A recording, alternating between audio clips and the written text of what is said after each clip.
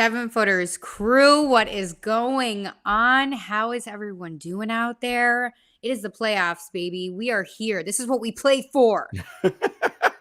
You're out here like we're getting on the court and playing playoff games, which we are not. But no, It Jenna, feels like it some days with these games because it, what's going on with the Kings? well, look, you're just jumping right into it. I'm sorry, I'm just so You- stumped upon you- it. But that's just a little teaser. But like, it's crazy out here in these NBA streets, It, Jarod. it, it, it is. It is. We talked about this at the beginning of the year that we thought there's no real clear juggernaut team that you're like, oh man, I don't know how anybody's going to beat that team, 4 times in 7.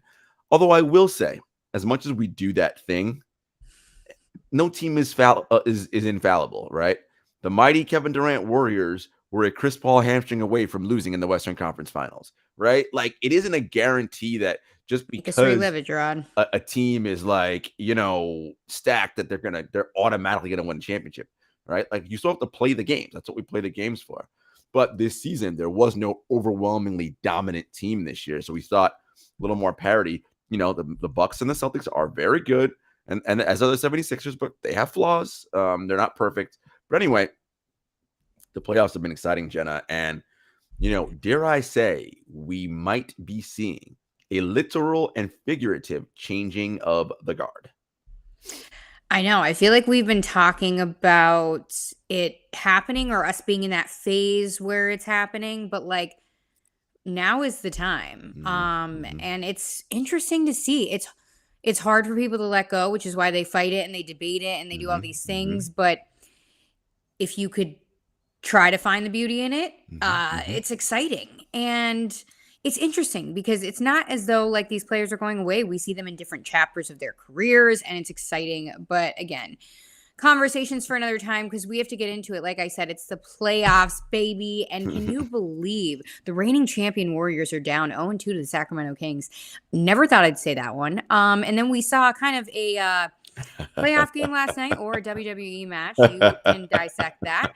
But Draymond Green tossed from game 2 for stomping on Sabonis's chest, which again, we'll dissect it, and as everyone else has and exhausted it. But when you watch the footage back, Draymond Green having a reputation that he does. I mean, you would think, wow, look at that stomp. Like he went right in for it. This is like incredible WWE training. What's that training facility they go to? NXT or whatever the heck it is. Yeah. But then when you see it, you kind of see Sabonis pulling his foot or, as the Warriors have said on that side of things. So he doesn't actually use his hands and grab Draymond's foot. No, I think right? it's like what, a little hug. It's more of a tug. As Sabonis said when he was coming to the ground, he had his arms to protect his head because he already got hit in the jaw. Himself, he said, and yes. Draymond's leg was already on the inside next to his face. So when he does this, it grabs. Yeah. Look, Jenna. Didn't mean to make anyone look bad, but it's not even that. It's not even that. Look, that this is Draymond doing this. One, not surprising. Right. This is part of who he is and what he does. He likes to get into opponents' heads, get under their skin, make them doubt themselves, make them act outside of character, and focus on everything but basketball. Once he does that to you, he's already won. Because now you're not thinking about, who are we covering on the split cut? You're worried about antics with Draymond Green. Now, this doesn't distract from the fact that he is still a very good player. But Jenna, here's how I thought about this. It's pretty early in the playoffs for Draymond to be pulling out the old, let me try to intimidate people and get inside their heads. We are in game 2 of round 1. So what that says to me, Jenna, is the champs know they're in trouble. Look, this in 2015, when the Warriors burst onto the scene and won their first NBA title, their style of play and what they did, how they played basketball was revolutionary. No, we hadn't seen it before, and it caught teams by surprise. And people were still not believing it during title run number 1, potentially title run number 2. It's like, these threes, it's a gimmick, it's not going to work, what have you. But because the Warriors have been in our consciousness for so long, And so many other teams now adopt that style and play not exactly the same way because no one does it like the Warriors. They figured it out, though. But they're like, this isn't scaring us anymore. We know it's coming. And the Kings, Jenna, are younger than the Warriors, fresh legs, hungrier, right? When you're at the top of the mountain, you're trying to fight off all those up and comers who want to bite into you. We've talked about this. The Kings haven't made the playoffs in 16 damn years. These kids are young, and I mean, it wasn't them who hadn't made it in 16 years, but De'Aaron Fox and Malik Monk and Sabonis and all these guys, they're young and they're hungry. And Mike Brown, formerly an assistant head coach with the Warriors, knows how to prepare his team and say, listen, this is what to expect from these guys. And you have a Kings team that plays faster at a faster pace than the Warriors do. So it's a dose of their own medicine, right? I mean, you hear Mike Brown during every halftime interview or when he's spoken to the sidelines. We want to race. I don't care. Make or a miss. You get that ball and you take off down the court. The goal is to wear the Warriors down. And Jenna, it's working. So far, it's 2-0. Now, I don't want to say the series is over because this is still the Golden State Warriors. However, they've been a bad road team all year long. This isn't new, but very good at home. The Sacramento Kings have the second best road record in the NBA. They are more than capable of going to Chase Center and winning a game. If this comes back to Golden One Center, tied 2-2, the Kings are going to feel some kind of pressure. But if it's 3-1 coming back to Golden One, listen, I think this can end quickly for the Warriors. The thing about dynasties ending, Jenna, is everyone thinks, oh, the champs get their last hurrah. They go out on top, this, that, and the third. No, this is usually how dynasties end.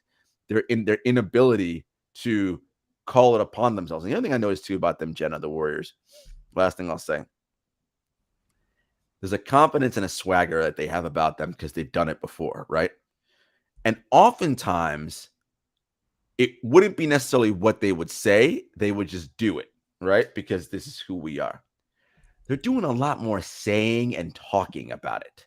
As if they're deflecting from the conversation. As if they're not only trying to let the opponent know, but they're also trying to convince themselves that, oh, wait, we can do this too. Right. Right.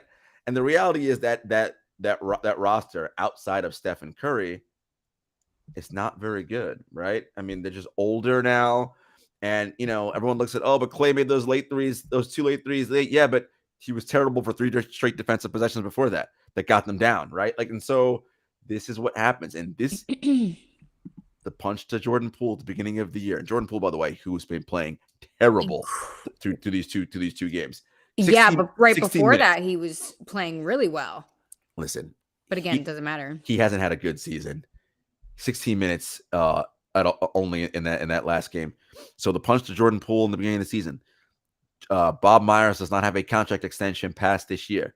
Draymond and Clay are going to both want extensions, and Joe Lacob's like, I don't know about all that. All those things. Look, again, it's only 2 games. All Sacramento did was hold home court. That's all they did. Mm-hmm. But right now, champs are wobbly. They're on the ropes.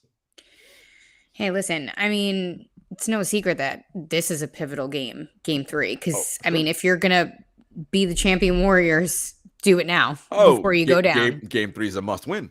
It is a must win. Yeah, obviously there. So we shall see. I mean, like you said, they're doing so much talking and they're trying to convince themselves. But like even Steph Curry said something, I think it was like to Malika Andrews. He said something along the lines of like, we're only addressing this because everybody's asking us about it. And it's like, everybody's asking you about it because look at what you're doing on the floor. Nothing. Again, not you specifically, Mr. Curry, but you know what I'm saying. But the point you made, Jenna, about deflecting. Yeah. This is so champions. There's a thing, you know, everybody says they have championship DNA. They can lean on that resolve. But that is true in that they have experience in winning championships. But winning last year's title don't got nothing to do with this year's playoff race. This is a different season, different team, different players. Right? Different opponents you're facing. One has nothing to do with the other. Right? This is a whole different ballgame. Yes, as a collective, they have that reserve, and you can never count them out because they know how to play. What I find fascinating about the Kings, Jenna, is Every time the Warriors try to go on one of their runs and punch back, the Kings punch right back at them, and they don't wilt. In the past, when the Warriors avalanche would come, teams would fold. This didn't happen this time. So, look, again, it's only 2 games, nothing to get crazy about, but I generally do not think that there's anything that no need to panic right here. But listen, game 3, it'll be very, very interesting to see how do the Warriors come out and approach game 3.